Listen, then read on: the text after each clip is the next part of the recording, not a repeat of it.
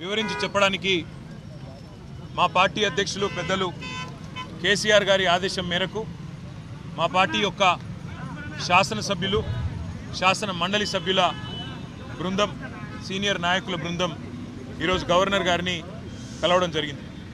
ఇందులో అందుబాటులో ఉన్న వాళ్ళందరం కూడా పాల్గొన్నాము. మాజీ మంత్రులు, ఎమ్మెల్యేలు, ఎమ్మెల్సీలు.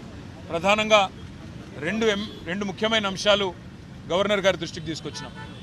అందులో మొదటిది రాష్ట్రంలోని నిరుద్యోగ యువత, రాష్ట్రంలోని విద్యార్థులకు కాంగ్రెస్ పార్టీ ప్రస్తుత ముఖ్యమంత్రి రేవంత్ రెడ్డి గారు కానీ, అదేవిధంగా ఈరోజు పార్లమెంట్లో ప్రతిపక్ష నాయకుడు రాహుల్ గాంధీ గారు కానీ ఆనాడు ప్రతిపక్షంలో ఉన్నప్పుడు ఏమేం హామీలు ఇచ్చినారు, ఏ రకంగా వాటిని వాళ్ళ తుంగలో దొక్కుతూ అప్రజాస్వామికంగా విద్యార్థుల మీద దాడులు, నిర్బంధాలు, కేసులు, న్యాయం అడిగిన విద్యార్థుల మీద లాఠీలు విరగొడుతూ ఒక భయానకమైన వాతావరణం.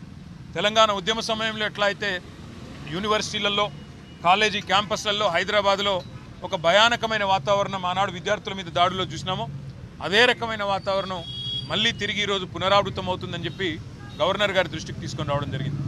ముఖ్యంగా గవర్నర్ గారికి చెప్పింది ఏమంటే, మొదటి సంవత్సరంలోనే, ప్రభుత్వం ఏర్పడ్డ మొదటి సంవత్సరంలోనే 2 లక్షల ఉద్యోగాలు ఇస్తామన్న రాహుల్ గాంధీ గారి మాట జాబ్ క్యాలెండర్ అని చెప్పి పత్రికల్లో పుంకాలుగా ఫ్రంట్ పేజీల్లో ఇచ్చిన అడ్వర్టైజ్మెంట్లు ఇవన్నీ కూడా వారి దృష్టికి తీసుకొచ్చినాం.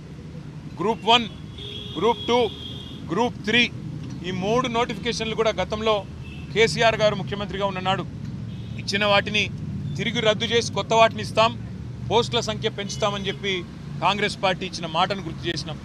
దాంతోపాటు జాబ్ క్యాలెండర్ ఇంతవరకు నిలబెట్టుకోలేదు, ఒక్క నోటిఫికేషన్ కూడా ఇవ్వలేదు అనే మాట కూడా గవర్నర్ గారి దృష్టికి తీసుకొచ్చినాం. దాంతోపాటు మెగా డిఎస్సి అన్నారు, అది కూడా చేయలేదు.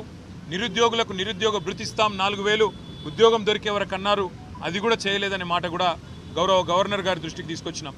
అన్నిటికీ మించి సిటీ సెంట్రల్ లైబ్రరీలో ఉన్న చదువుకుంటున్న విద్యార్థులను బయటికి ఇడ్చుకొని రావడం, ఉస్మానియా యూనివర్సిటీ హాస్టల్లో ఉన్న విద్యార్థులను ఇవాళ వారి మీద దాడులు చేసి మరి పోలీసులు.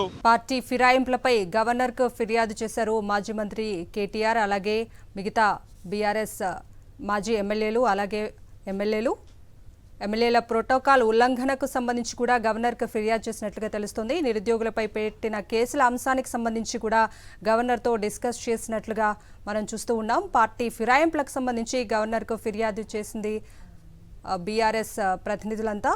ఎమ్మెల్యేల ప్రోటోకాల్ ఉల్లంఘనపై కూడా గవర్నర్కు ఫిర్యాదు చేశామంటూ మాజీ మంత్రి కేటీఆర్ మాట్లాడడాన్ని ఇప్పటివరకు లైవ్లో చూసాం. అలాగే పార్టీ ఫిరాయింపులకు సంబంధించి గవర్నర్కు ఫిర్యాదు చేశారు.